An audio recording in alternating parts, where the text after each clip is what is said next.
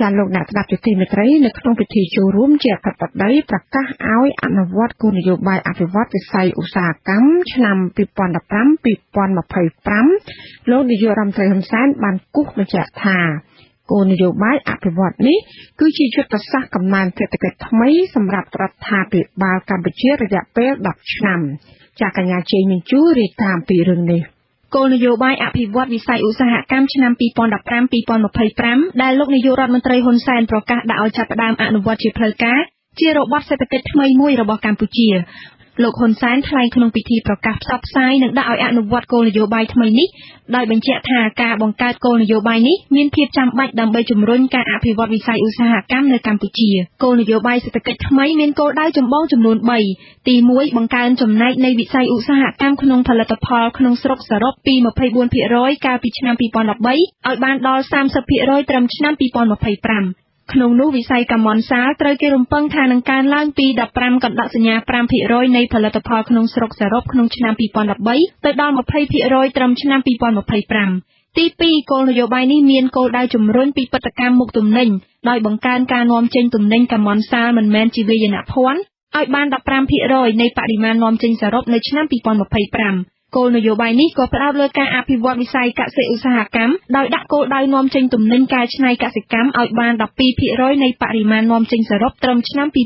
2025គោលដៅទី3ដែលបានកំណត់ក្នុងគោលនយោបាយគឺការលើកស្ទួយវិស័យសហគ្រាសធុនតូចនិងមធ្យមក្នុងគោលដៅអនុវត្តគោលនយោបាយថ្មីឲ្យមានប្រសិទ្ធភាពរដ្ឋាភិបាលបានកំណត់វិធានការគន្លឹះ4យ៉ាងដែលត្រូវសម្រេចឲ្យបានមុនដំណាច់ឆ្នាំ2018វិធានការទី1គឺការបញ្ចុះតម្លៃអគ្គិសនីសម្រាប់វិស័យឧស្សាហកម្មនិងពាណិជ្ជកម្មទី2គឺការអភិវឌ្ឍប្រព័ន្ធដឹកជញ្ជូននិងឡូជីស្ទីកទី3គឺការគ្រប់គ្រងទីផ្សារពលកម្មនិងការបណ្ដុះបណ្ដាលជំនាញនិងទី4គឺការប្រែក្លាយខេត្តព្រះសីហនុឲ្យទៅជាតំបន់សេដ្ឋកិច្ចពិសេសពហុបំណងនាយកប្រតិបត្តិនៃវិទ្យាស្ថានស្រាវជ្រាវខាងពាណិជ្ជកម្មដើម្បីកម្ពុជានិងជាអ្នកសេដ្ឋកិច្ចជនជាតិជប៉ុនមួយរូបលោក Suzuki Hiroshi ដែលបានចូលរួមក្នុងពិធីនោះដែរក៏បានចាត់ទុកការបង្កើតគោលនយោបាយនេះថាជារឿងល្អមួយសម្រាប់ការអភិវឌ្ឍសេដ្ឋកិច្ចនៅកម្ពុជា I'm also very happy to see the completion ខ្ញុំក៏រីករាយដែរចំពោះការសម្រេចបានគោលនយោបាយអភិវឌ្ឍឧស្សាហកម្មកម្ពុជា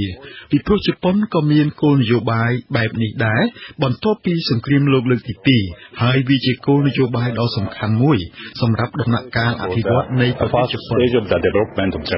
យ៉ាងណាក៏ដោយលោកបានសង្កត់ធ្ងន់លើវិស័យអប់រំដែលមានតួនាទីផ្គត់ផ្គង់ធនធានមនុស្សសម្រាប់វិស័យនេះចាប់ពីពេលនេះទៅមិនត្រឹមតែកម្លាំងពលកម្មមិនមានជំនាញទេកម្លាំងពលកម្មមានជំនាញកាន់តែចាំបាច់ទៅទៀតសម្រាប់ប្រទេសនេះក្នុងការអភិវឌ្ឍបែបថ្មីនេះដូច្នេះដើម្បីបម្រើដល់គោលបំណងនេះវិស័យអប់រំមានសារៈសំខាន់ខ្លាំងណាស់យើងរំពឹងទុកនៅលទ្ធផលវិជ្ជមានពីកំណែទម្រង់ដែលដឹកនាំដោយរដ្ឋមន្ត្រីក្រសួងអប់រំលោកហងជួននរ៉ុនស្រដៀងគ្នានេះនាយកជាន់ខ្ពស់នៃក្រុមហ៊ុន Scaroni and Associates ដែលជាក្រុមហ៊ុនផ្ដល់ប្រឹក្សាខាងវិនិយោគក្នុងតំបន់អាស៊ីអាគ្នេយ៍លោក Scaroni Breton ចាត់ទុកការដែលកម្ពុជាងាកទៅរកការអភិវឌ្ឍវិស័យឧស្សាហកម្មថាជារឿងដែលគួរឲ្យសាទរពាណិជ្ជកររូបនេះរំពឹងថាកម្ពុជានឹងបង្កើតបានក្របខ័ណ្ឌគតិយុត្តបន្ថែមទៀតដែលអនុគ្រោះដល់ការវិនិយោគខ្ញុំគិតថាគោលនយោបាយនេះនឹងនាំមកនូវអត្ថប្រយោជន៍យ៉ាងច្រើនដល់កម្ពុជានេះជាក្របខ័ណ្ឌគោលនយោបាយសម្រាប់ការលូតលាស់ក្នុងពេល10ឆ្នាំខាងមុខខ្ញុំគិតថាវាជាគោលនយោបាយដែលមានមហិច្ឆតាខ្ពស់ប៉ុន្តែយើងក៏ត្រូវការវាដើម្បីយើងអាចទទួលបានច្បាប់និងបទដ្ឋានគតិយុត្តទាំងឡាយណាដែលគោលនយោបាយនេះត្រូវការសម្រាប់ការអនុវត្ត